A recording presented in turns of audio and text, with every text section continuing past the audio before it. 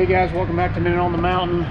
We are at the mouth of Spanish Fork Canyon, just finished topping off with gas for our 4th of July camping trip. $3.54 a gallon. I don't know what it is where you live, but I know it's high here.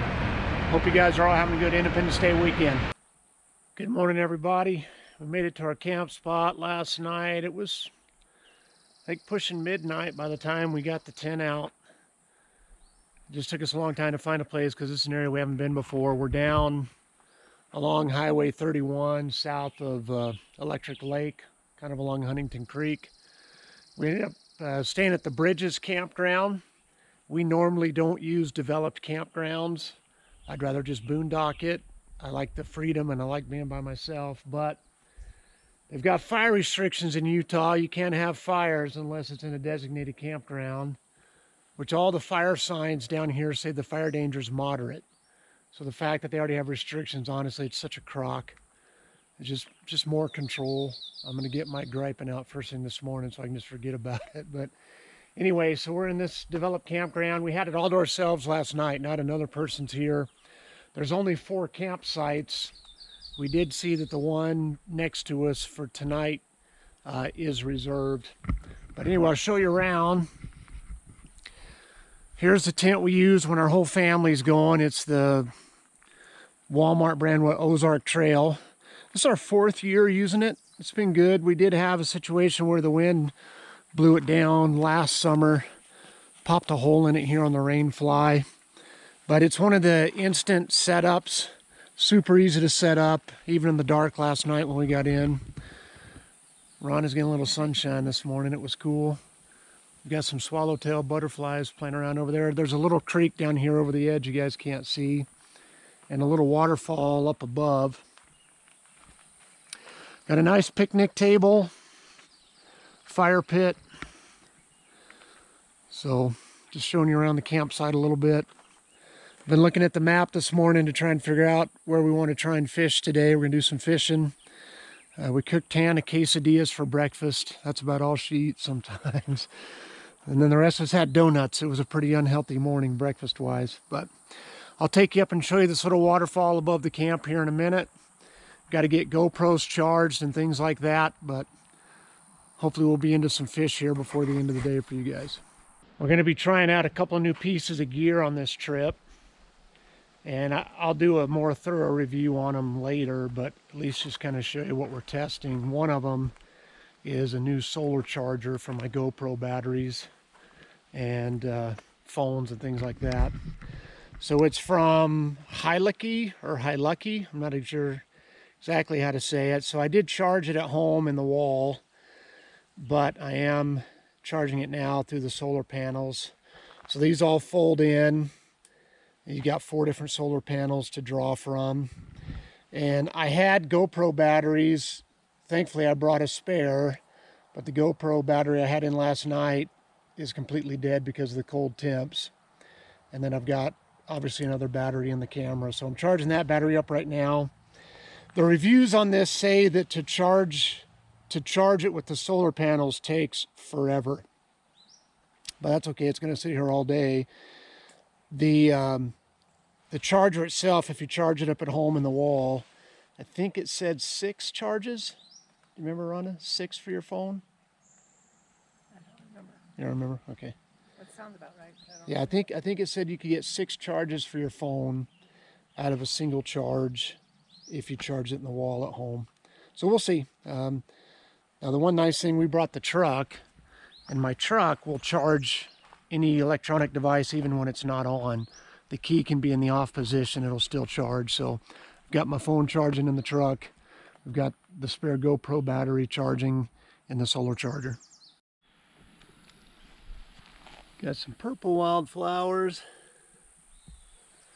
Some yellows right over there. And we've got this really pretty little cascading waterfall just above our camp spot. There's a steep drop right there.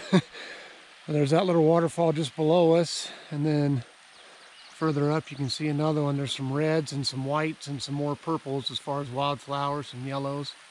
It's a pretty little spot for sure. I'm gonna see if we can walk through these trees over here and get closer to the fall. All right, now we've made it pretty much to the top of it. We'll walk over here and look down it in a second.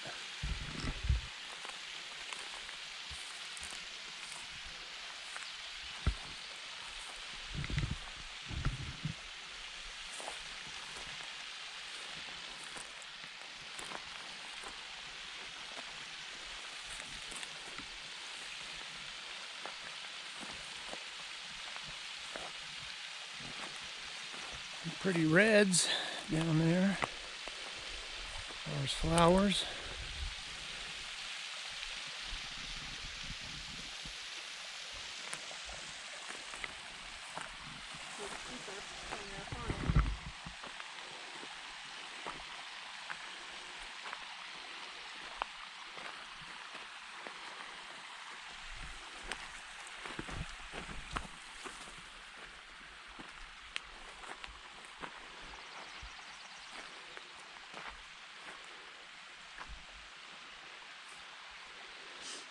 There's a pool up here on the top.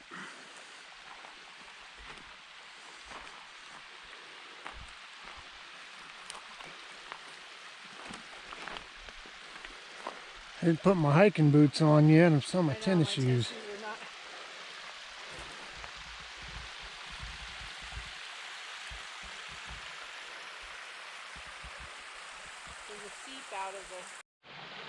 All right, here's looking right over the edge. Some deer tracks right here. Pretty cool.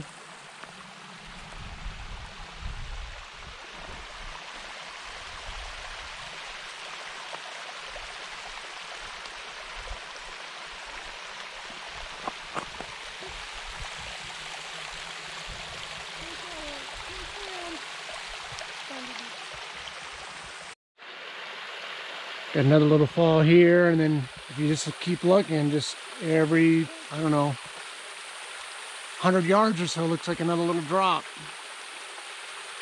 Rhonda's got the craving to go hiking up it, so I think we're gonna hike up it a little bit. Got another little fall here, and then again another 100 yards. There's another one up there. Pretty little canyon. It's steep right down to the edge though, just side hilling, and it's easy to fall, easy to lose your balance for sure.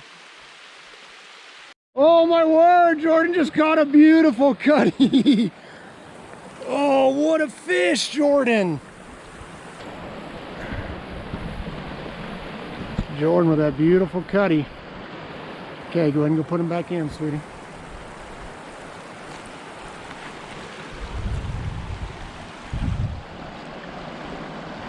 You can just rinse your hands off right there if you want to, get the fish off of you.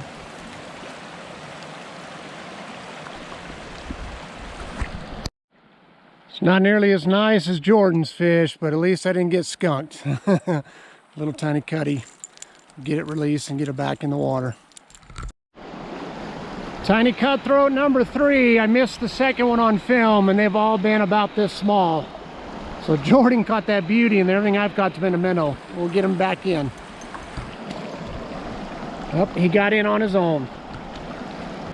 Now we're on the left fork of Huntington Creek, just past the, I think it's called the Forks of Huntington Campground, where the left and right come together. And I remember reading in the fishing proclamation, they encourage you to harvest browns that you catch in the left fork. So I haven't kept any fish today. Of course, the 3 little cuts I caught weren't worth keeping, but I wouldn't have anyway. But since they're asking you to harvest them here, I might keep a brown or 2 if I catch one and cook them up tonight. We're gonna fish a couple of these little pools down here. Well, we did catch a brown, but he's just not big enough to keep. I mean, we literally wouldn't get any meat off of him, so I don't want to keep him just for the sake of keeping them. But that's multiple species. Got cutties and browns today. Very next cast, brown number 2. And there brown number 2 goes. I was gonna do an underwater release, but he beat me to it. Well, we got the old fire maple going to boil water for Jordan and Hannah. Jordan's cup of noodles, or Hannah's cup of noodles. Jordan's beef top ramen. And Rhonda and I will make a fire for our chili dogs here in just a minute. Who won the beanbag toss, Hannah? I did. No, tell everybody the truth. Who won? I'm not telling. You're not telling.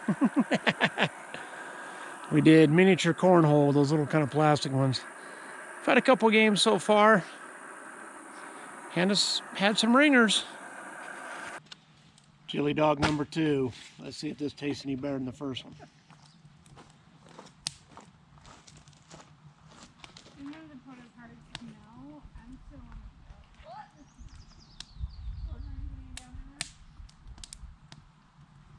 Still about a 6.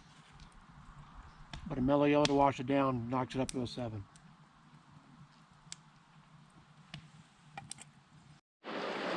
Got a big brown on, guys. Nice big fat brown. Let's see if we can get him up here.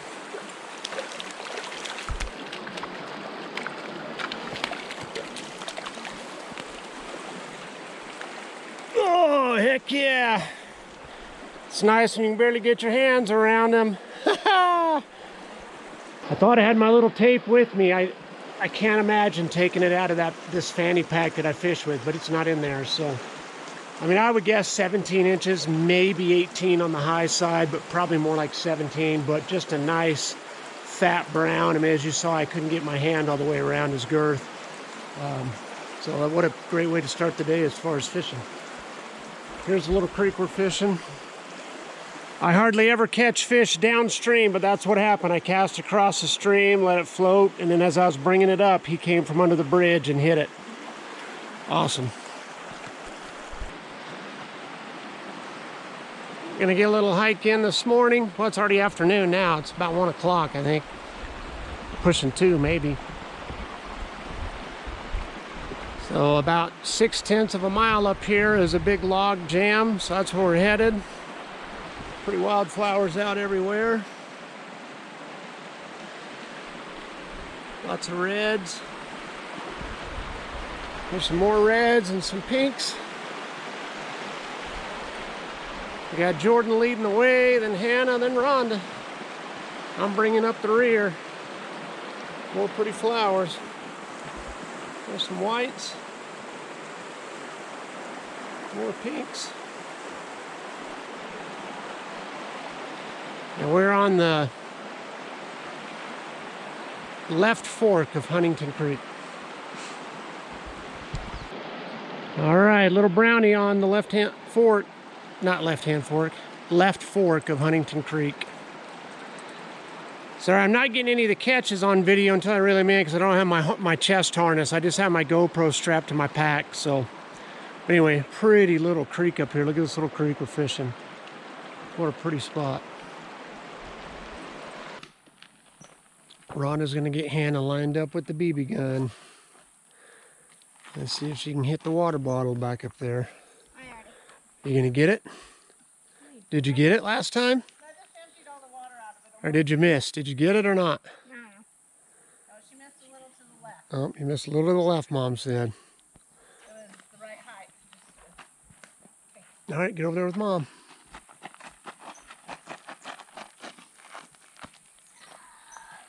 Okay, is it safe? Do you see any red? Do you see red? On the safety? No. Okay, that means it's safe. I'm gonna pump Yeah, it means the safety's on. Doesn't mean it's safe. It's safe for me to pump it right now. Okay, I'm getting, close the bolt. Come get in front of me. And then don't put your finger in the trigger until you're ready to fire. Okay, so. I want a maple forward. No, we're not going forward. No, wait, You just look through this little hole and find this white dot right here. And put that on the... right What? here. I'm not doing this. Take down fire mode. It's in fire mode now. So look through there and see that white dot and put it on the water bottle. And then when you're ready, Okay. I'm gonna go. when you have it on the water bottle, you go. Nice job.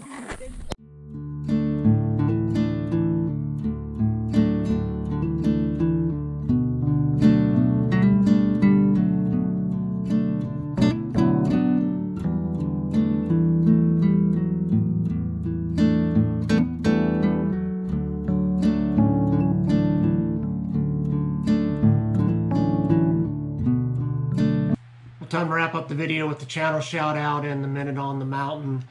The channel that I want to shout out is Heartland Makes and Outdoors. Dale, I believe, is in Oklahoma. I've actually followed his channel for a long time. He had a change of his channel name a year or two ago, and I kind of lost contact with him for a little bit, but he does some craft videos, but primarily outdoor videos. Right now he's been doing a lot of catfishing videos, some kayaking videos. He does some do-it-yourself stuff. Just a really good channel with good content. I know you guys will appreciate the stuff he puts out. A lot of you are probably already subscribed to him, but tell him Minute on the Mountain sent you, and go check him out when you have a chance. I'll put a link in the description. The Minute on the Mountain, again, is from the book of Judges, and we're going to continue in our story with Gideon. And we're going to go to the part of the story that a lot of you maybe are familiar with. This is kind of the part of the story that they teach in Sunday school. And it's where Gideon is going to fight the Midianites, and he starts out with about 32,000 men. And God says, that's too many. If you go to war with 32,000 men, you guys in your pride are going to think that you delivered yourself. I need to stack the odds so that you know it was me who delivered you. So he tells anybody who's trembling with fear that they can leave, and out of the 32,000, 22,000 go back home. Now he's got 10,000 left. Then God weeds them out again. They go down to the water, and he asks them to separate between those who kneel down to drink and those who lap the water in their hands like a dog would. And he narrows it down to 300 men. And then he tells Gideon, I'm going to deliver you, but if you're still afraid, sneak down with your servant, and you can hear what they're saying about you. And they sneak into the outskirts of the camp, and he hears one Midianite telling about a dream he had. The other Midianite says, well, this can be no other than Gideon, son of Joash, and they're going to wipe us out. And Gideon knew then that God would deliver them. And so they go on and they attack the Midianites and they rout them. But God will often wait to act until there's no doubt he had a hand in it. I've seen that in my life. I've seen that in financial situations in my life in the past, where God waited until a miracle had to happen. God waited until something had to happen where we knew it was him. I've seen that happen in other families with health situations where, you know, they prayed for healing, nothing seemed to work. And then when every other option had been exhausted, that's when God chose to step up.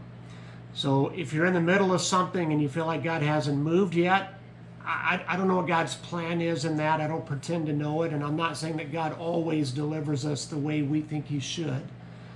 He is God, we're not.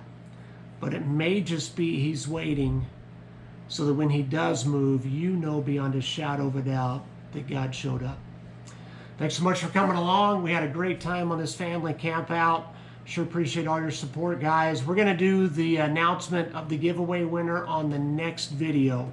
So stay tuned for that. God bless you guys. We'll see you the next time we're out on the mountain.